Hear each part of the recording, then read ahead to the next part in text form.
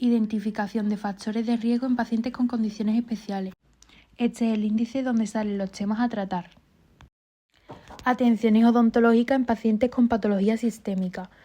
Primero vamos a hablar de la diabetes mellitus, que esta agrupa una serie de enfermedades metabólicas que se caracterizan por la presencia en sangre de un nivel elevado de glucosa o hiperglucemia. Se distinguen dos tipos de diabetes, la tipo 1 y la tipo 2. La tipo 1 también se llama insulinodependiente. Esto pasa por la destrucción de las células del páncreas secretoras de insulina. Hay una insuficiencia de la hormona secretora y los pacientes requieren su administración diaria. Se suele manifestar en personas jóvenes y su causa se desconoce. La diabetes tipo 2 se debe al desarrollo de resistencia de los tejidos a la insulina, que impide al organismo utilizarla adecuadamente. Se debe a la sobrealimentación y el sedentarismo. Suele manifestarse en personas de edad adulta o avanzada. En la diapositiva vemos manifestaciones orales como la enfermedad periodontal, la hiposialia, candidiasis oral, mala cicatrización y líquen plano. Atención odontológica a pacientes con diabetes. Debemos realizar una adecuada historia clínica donde se registre la medicación, conocer la evolución de la enfermedad, en qué rango se encuentra su valor de glucemia habitual y si está bajo control. Podemos realizar tratamientos odontológicos solo cuando la glucemia se encuentre en unos valores de 120-180 miligramos por decilitro. Realizaremos mediciones de la glucemia antes del tratamiento. Para ello se recomienda disponer de un glucómetro en la clínica. La principal complicación durante el tratamiento odontológico es la ocurrencia de un coma hipoglucémico o hiperglucémico. Los síntomas son parecidos, náuseas, mareos, debilidad y las complicaciones suelen ser muy graves. El coma hipoglucémico requerirá la administración rápida de azúcar y el hiperglucémico de insulina. Recomendamos tener citas breves por la mañana y decirle al paciente que desayune y tome su medicación con normalidad. Daremos instrucciones de higiene oral y realizaremos traqueostomías y revisiones frecuentes para prevenir el desarrollo de la enfermedad periodontal. Tratar la hiposialia para prevenir la aparición de caries y candidiasis. Si el paciente es portador de prótesis removible, instruiremos en técnicas de higiene para evitar la aparición de estomatitis protésica. Cardiopatía isquémica o síndrome coronario agudo. Es una enfermedad que consiste en el insuficiente aporte de oxígeno en el músculo cardíaco o miocardio, debido al estrechamiento de estenosis de las arterias por la presencia de placas de ateroma en las arterias o arteriosclerosis. La placa de ateroma, por si no sabemos lo que es la obstrucción de las arterias formada por la acumulación de colesterol y células inflamatorias. Se suele producir en personas con hipercolesterolemia o niveles elevados de colesterol en sangre. Esta patología tiene dos cuadros clínicos, la angina de pecho y el infarto de miocardio. En la angina de pecho se produce una obstrucción parcial de las arterias coronarias. El paciente sentirá dolor y opresión en el pecho que puede irradiar a la mandíbula, el hombro o brazo izquierdo. El dolor se alivia con unos minutos de reposo o tras la administración de nitroglicerina sublingual. El episodio puede desencadenarse por ejercicio o emociones fuertes. El infarto de miocardio, se produce la necrosis del miocardio porque lo que es la arteria se ha obstruido totalmente. Los síntomas son muy parecidos a los de angina de pecho y lo que pasa es que son más graves y se prolongan en el tiempo. Esta no se alivia con reposo ni con nitroglicerina, sino que hay que ir a urgencia porque si no se pueden sufrir daño irreversible o la muerte del paciente. ¿Tratamiento que suelen tomar? Antiagregantes plaquetarios, beta bloqueantes, que serían unos antihipertensivos, anticoagulantes orales y estatinas como la atorvastatina. Atención odontológica a pacientes con cardiopatía isquémica. No debemos realizar tratamientos odontológicos si el paciente ha sufrido un infarto de miocardio hace menos de 6 meses. Tenemos que evitar el estrés y la ansiedad porque pueden desencadenarse la angina de pecho o el infarto, y las citas tienen que ser cortas y, si es posible, a primera hora de la mañana, que esté la clínica tranquila. Los tenemos que colocar en una posición semitumbado en el sillón. También tenemos que limitar el uso de anestésicos locales con vasoconstrictor. Tenemos que disponer de un protocolo de actuación si pasa algo en la clínica. Y se ha demostrado que la relación entre la enfermedad periodontal y la aterosclerosis, la periodontitis es un indicador de riesgo de sufrir este tipo de problemas cardiovasculares y es fundamental mantener una buena salud periodontal en estos pacientes. Pacientes bajo tratamientos con anticoagulantes orales y antiagregantes plaquetarios.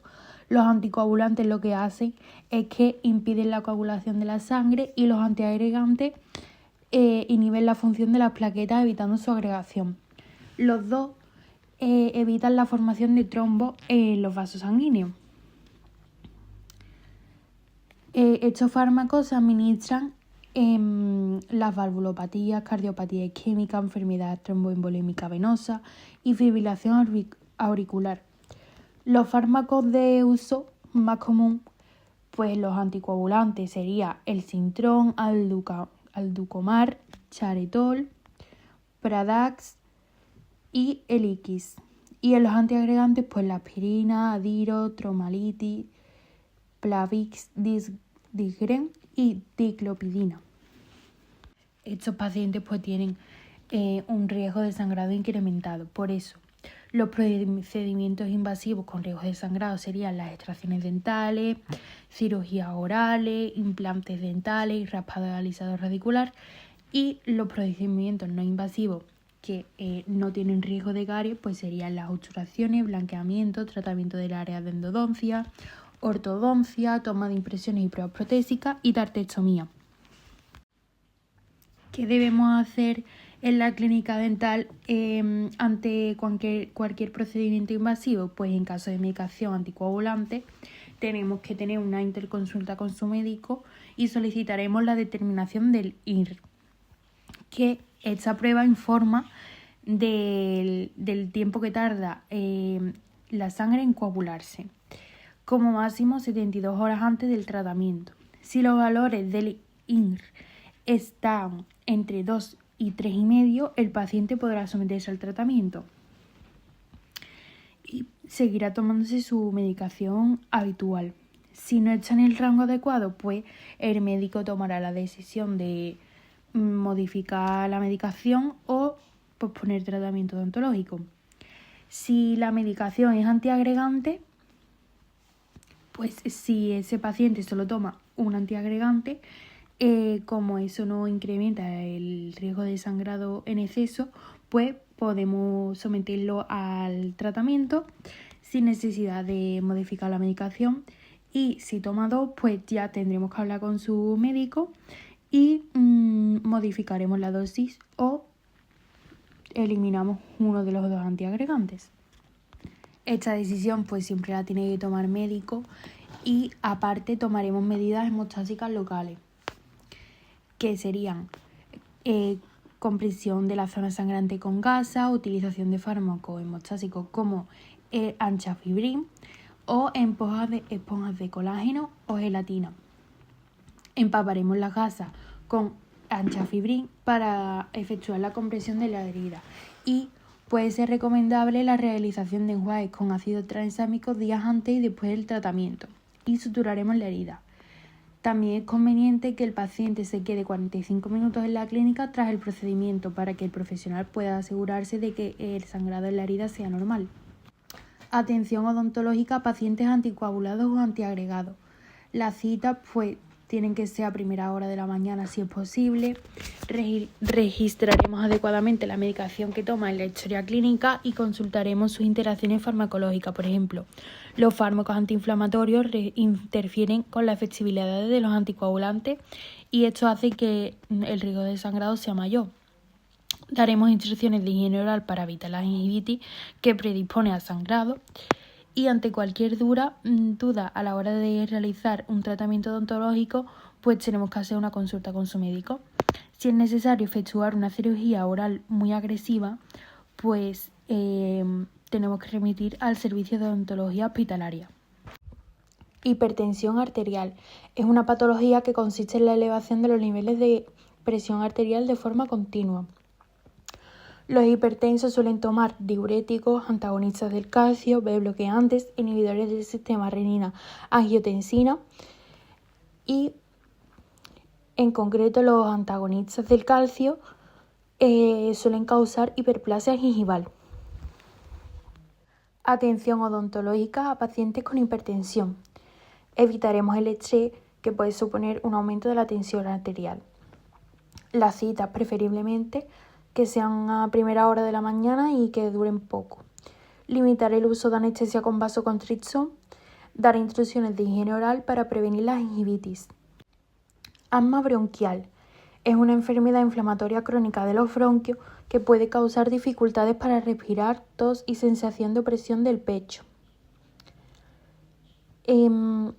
Los pacientes asmáticos suelen tomarse los fármacos mediante aerosoles por un inhalador, como el salbutamol o corticosteroides, que suelen manifestar hiposialia, candidiasis, incremento del riesgo de caries y aparición de aftas. Atención odontológica a pacientes con asma. Es habitual que los pacientes asmáticos sean alérgicos a los sulfitos, un conservante de la anestesia con vasoconstrictor, por lo que se recomienda usar anestesia sin vasoconstrictor. También puede presentar alergias a antibióticos fetal-lactámicos y a INE. Tenemos que realizar una buena historia clínica para conocer con qué frecuencia pueden padecer ataques asmáticos y cuáles son los factores principiantes. Pueden sufrir un ataque asmático durante el tratamiento y debemos evitar el estrés, que puede ser un factor principiante, y tener a mano durante todo el procedimiento el inhalador. Proporcionaremos medidas preventivas adecuadas para la hiposialia y el alto riesgo de caries. Recomendar la realización de un enjuague tras cada uso de inhalador y tomar chicle con xilitol para estimular el flujo salival y la capacidad buffer de la saliva. La insuficiencia hepática e insuficiencia renal. Estas dos, la hepática es el deterioro de la función del hígado y la renal del riñón. La insuficiencia hepática puede deberse a una hepatitis vírica, lesiones producidas por exceso de alcohol o fármacos como el paracetamol. Y la insuficiencia renal está más relacionada con pacientes de avanzada edad, infecciones crónicas, la diabetes o la hipertensión arterial. En la insuficiencia hepática se pueden manifestar ictericia, coloración amarillenta de mucosas orales, sialodogénesis, que sería la inflamación de las glándulas salivales que puede producir hiposialia, y el retraso en la cicatrización de las heridas. Y la insuficiencia renal, palidez de la mucosa, porque estos pacientes suelen tener anemia, hiposialia y disgeusia, que sería sabor metálico, infecciones oportunistas como candidiasis o guna e hiperplasia gingival si se recibe tratamiento inmunosupresor. Y, por último, osteodistrofia de los huesos maxilares y mandíbula, que causa deformidad ósea. En el manejo odontológico tenemos que tener en cuenta que la insuficiencia hepática el riesgo de sangrado es incrementado y el metabolismo de los fármacos puede estar muy alterado. Por ejemplo, tiene mayor tolerancia a los anestésicos y el paracetamol puede ser tóxico. Si tiene hepatitis vírica el paciente, tenemos que tener protocolos correctos de desinfección y esterilización en la clínica y tener muchísimo cuidado con pinchazos y cortes. Y en caso de hepatitis alcohólica, los pacientes son más propensos al cáncer oral. Proporcionaremos instrucciones de higiene oral para prevenir gingivitis y caries. Y en la insuficiencia renal, también tenemos incremento del riesgo de sangrado, el metabolismo de los fármacos puede estar alterado, tenemos que consultar con su médico para disminuir la dosis. Si el paciente ha recibido un trasplante renal, se estará en tratamiento con fármacos inmunosupresores, y si está en diálisis, estará medicado con heparina. Tiene riesgo de fractura ósea al hacer extracciones debido a la osteodistrofia. Y también proporcionaremos instrucciones de higiene oral para prevenir gingivitis y caries. Endocarditis infecciosa o bacteriana es la infección del endocardio de las válvulas cardíacas por parte del microorganismo procedente de un foco infeccioso.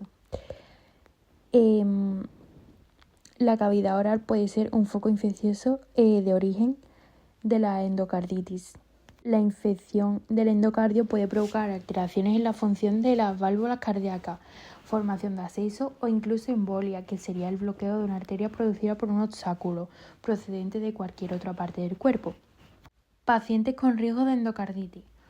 Pues los que tienen el riesgo más alto son los pacientes portadores de prótesis valvulares, que serían la sustitución de una válvula cardíaca mediante la implantación quirúrgica de una prótesis biológica o mecánica, los pacientes con antecedentes de haber sufrido ya endocarditis infecciosa, insuficiencia valvular, que es una mala función de la válvula cardíaca, y la estenosis valvular, que es el estrechamiento de la válvula.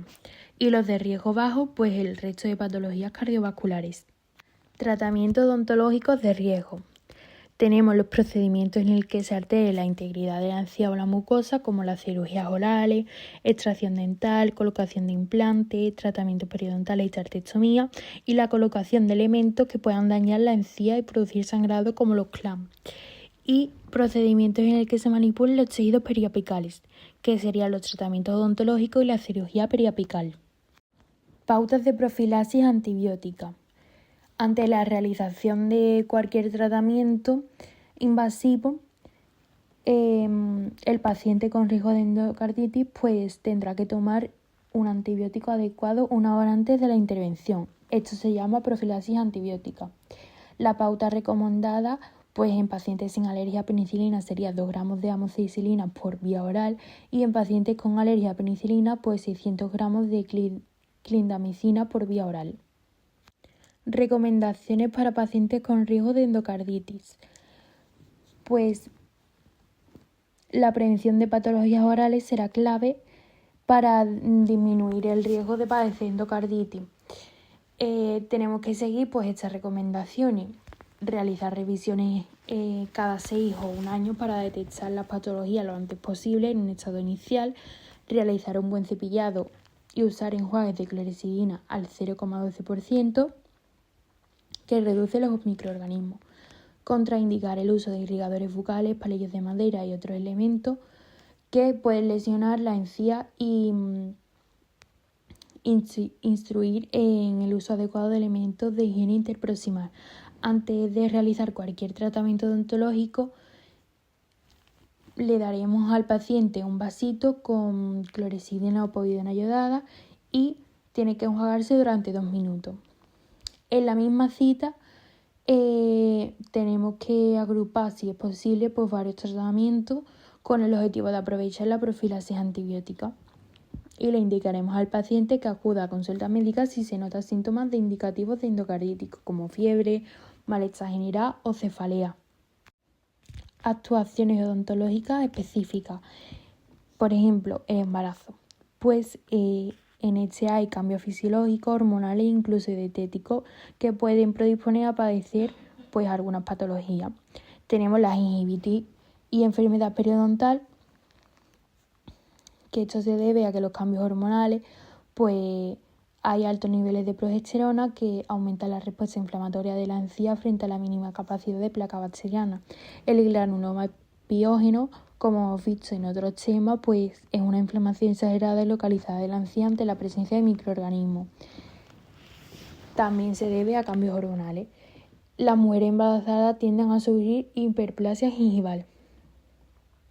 La caries dental, pues por la acidez que causa los vómitos y el reflujo gastroesofágico, y el posible incremento de alimentos azucarados.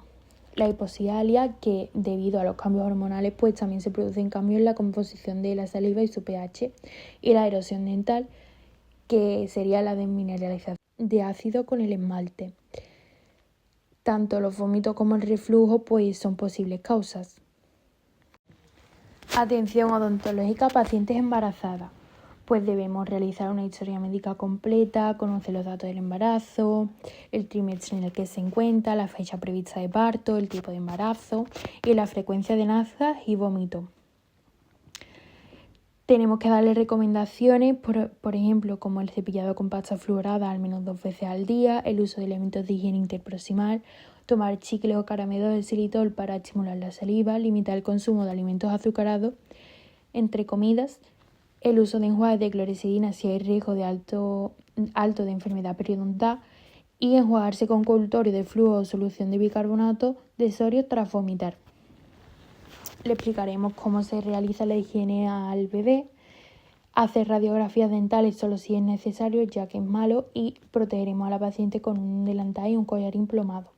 En el segundo trimestre es el mejor momento para realizarle tratamientos como la tartextomía o aplicaciones de flúor. Si hay un caso de urgencia o dolor, pues es posible efectuar tratamientos en cualquier momento. Se pueden suministrar anestesia local, como la lidocaína al 2% y la medicación cuando sea necesario. Durante el tercer trimestre, colocar a la paciente en posición sentada en el sillón dental. Pacientes con drogodependencia. El consumo de drogas legales como ilegales puede tener consecuencias sobre la salud bucodental. Las repercusiones de las drogas ilegales sobre la salud bucodental. Pues el cannabis es una droga ilegal que es la más consumida y causa hipoxia y es un factor de riesgo para padecer cáncer oral. Y aparte incrementa el riesgo de caries y enfermedad periodontal. La cocaína, que es una droga ácida y causa vasoconstricción, que según cómo se consuma, pues puede causar diferentes problemas. Si se inhala, puede provocar perforación del tabique nasal y del paladar duro. Y si se fuma o se aplica sobre las encías, hay riesgo de producir lesiones en la mucosa, caries y enfermedad periodontal. Y la heroína y éxtasis, pues las dos causan bruxismo, movimientos incontrolados de la mandíbula e hipoxialia. Pacientes encamados. Un paciente encamado es aquel que por alguna patología o circunstancia tiene que pasar un tiempo inmóvil en la cama. Los pacientes encamados tienen limitaciones en la movilidad que les impide realizar por sí mismos la higiene bucodental. Según la edad, la patología sistémica y el tipo de alimentación, puede ser más propenso a sufrir problemas bucodentales, como por ejemplo la hipoxialia o lengua vellosa, si la alimentación no es por vía oral. Es muy importante que proporcionemos instrucciones de higiene oral a los familiares o cuidadores. También, si el paciente es portador de prótesis removible, pues tendrá que ser higienizada, no se puede olvidar. Y no se puede sustituir el cepillado dental por enjuague o uso de gasa con bastoncillos. Patología bucodental en pacientes con discapacidad. Pues una persona con discapacidad es una persona con deficiencia cuya interacción con las barreras debidas a la actitud y el entorno evita la participación plena y efectiva en la sociedad en igualdad de condiciones que los demás. Hay tipos de discapacidad según su etiología. Por ejemplo, la física pues afecta a la movilidad u otras funciones corporales de la persona. La psíquica, que limita es un tipo de limitación social o emocional. La sensorial, que hay una limitación auditiva o visual, y la intelectual, que afecta la capacidad de aprendizaje de la persona. Pacientes con parálisis cerebral. Es una afectación permanente del tono muscular, la postura y el movimiento debido a una lesión cerebral. Es una discapacidad física, pero puede acompañarse de sensorial o intelectual.